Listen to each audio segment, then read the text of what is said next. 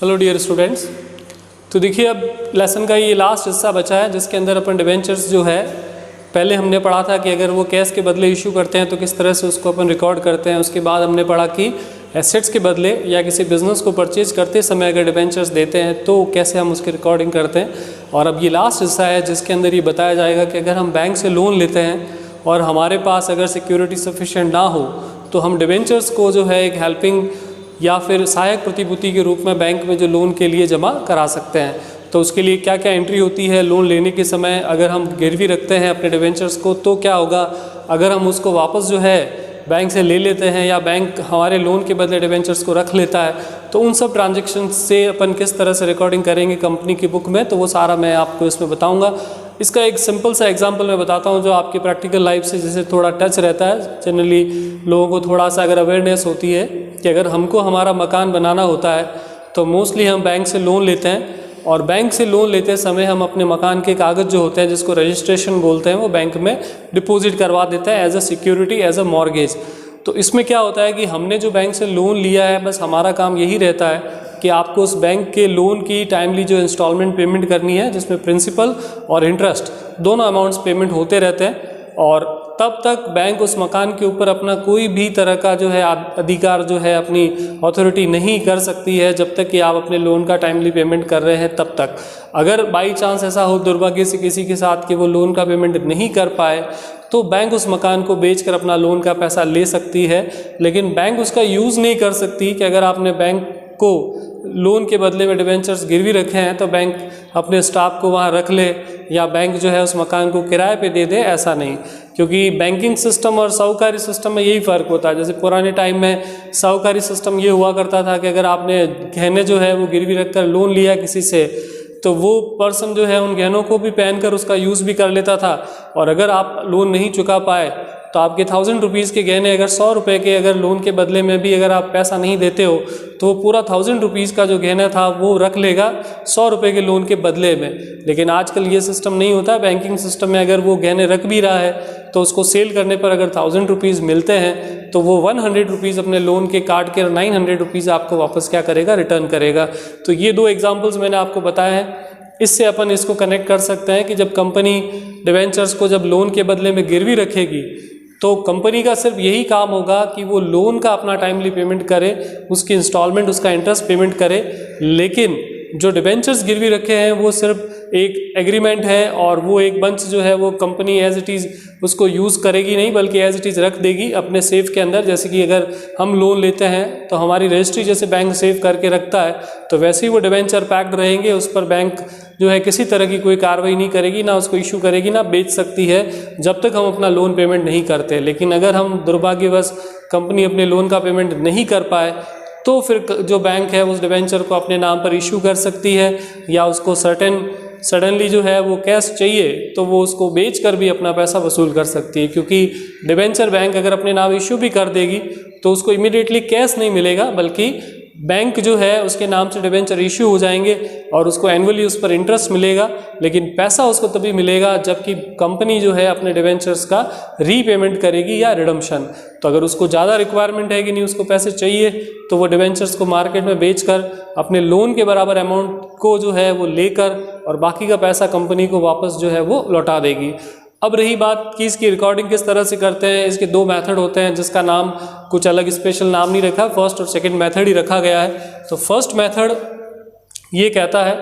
कि लोन लेने पर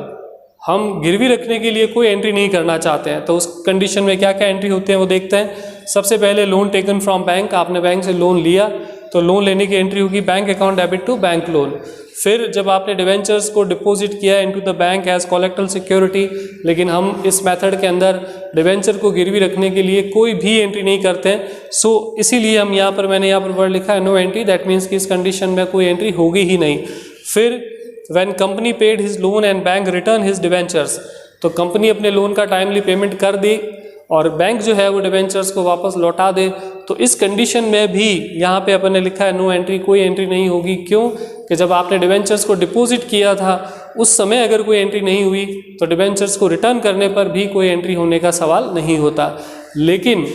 ऐसा हो कि आप किसी कारणवश लोन का पेमेंट नहीं कर पाए जैसे अभी लॉकडाउन चल रहा है, जैसे आपने देखा कि लास्ट 6 मंथ से बिजनेस की और लोगों की हालत ख़राब है और इसीलिए गवर्नमेंट उनकी इंस्टॉलमेंट्स को आगे कैरी कर रही है। लेकिन फिर भी आगे कैरी करने के बावजूद भी ऐसा टाइम आ जाए कि आप अपने लोन का पेमेंट नहीं कर पाओगे, तो आपने जो भी एसेट्स मॉर्गेज पे रखी है फिर बैंक उसको बेचकर अपना पैसा वसूल करेगी। तो वैसे ही जब कंपनी अपने लोन का पेमेंट नहीं कर पाए तो बैंक जो है उन डिबेंचर्स को जो हमने गिरवी रखे थे उनको अपने नाम पर इश्यू करेगी, तो उसकी एंट्री बनेगी bank loan to debenture. Entry के अंदर देखिए बेसिक जो आप लोगों ने सीखा 11th के अंदर, personal, real, nominal, debit the receiver, creditor जो गिवर वाला रूल था। लेकिन जो दूसरा इसकी जो मॉडर्न अप्रोच है वो ज़्यादा ईजी और अच्छी है, जिसमें ये बताया गया है कि एसेट्स अगर बढ़े तो डेबिट, घटे तो क्रेडिट करनी है, और लाइबिलिटी अगर बढ़े तो उसको आप जो है क्रेडिट करो और घटे तो उसको डेबिट। एक्सपेंसेस बढ़े तो डेबिट, घटे तो क्रेडिट, और इनकम अगर आपकी बढ़ती है तो क्रेडिट और घटती है तो डेबिट। तो ये जो 4 रूल्स है इससे सारी एंट्री जितनी भी होती है आपकी ईजिली हो जाती है। इसमें डेबिट और क्रेडिट के अंदर वो नॉमिनल, रियल, पर्सनल और वो जो इतने सारे रूल्स होते थे वो याद रखने की ज़रूरत नहीं। तो जैसे कि बैंक लोन का अगर हम पेमेंट करें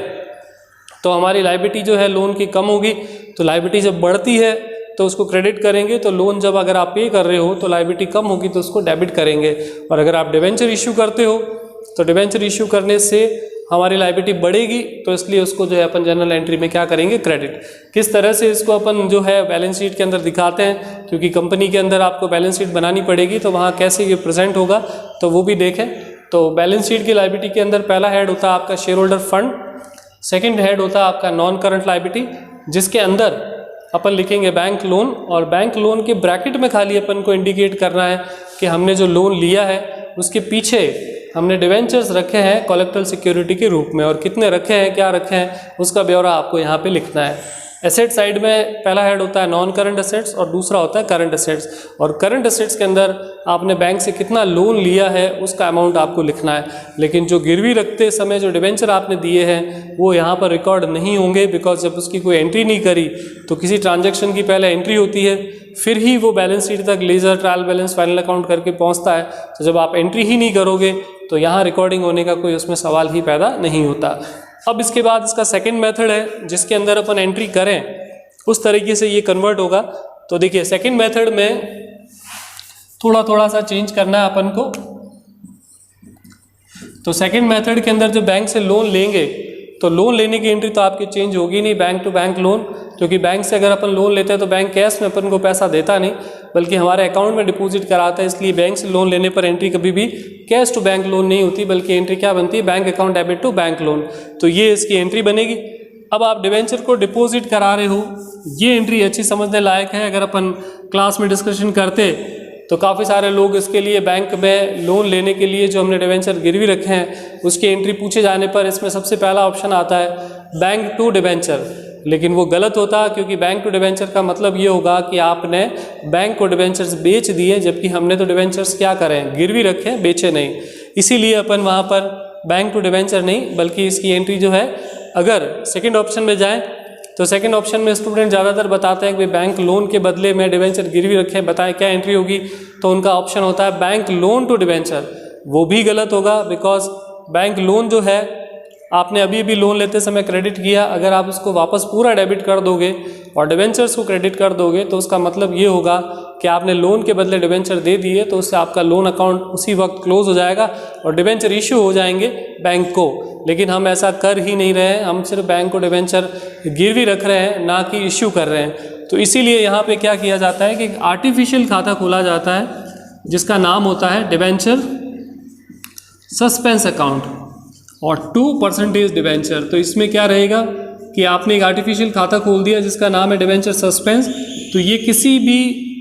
एसेट्स या लायबिलिटी के बदले लाइबल नहीं होगा क्योंकि ये एक आर्टिफिशियल अकाउंट आपने खोला है और ये अकाउंट केवल तब तक ही खुला रहेगा जब तक कि आप अपने लोन का पेमेंट नहीं करते हो, और जैसे ही आपने अपने लोन का पेमेंट किया तो भी ये अकाउंट आपको जो है क्लोज करना है। जैसा कि अगली एंट्री में अगर हम देखें कि जब कंपनी अपने लोन का पेमेंट कर दे और जो बैंक उसको डिवेंचर्स को वापस लौटा दे, तो फर्स्ट एंट्री जो थी फर्स्ट मेथड में तो इसकी कोई एंट्री हुई नहीं, लेकिन यहाँ इसकी एंट्री होगी और इसकी एंट्री ये होगी कि जो डिवेंचर्स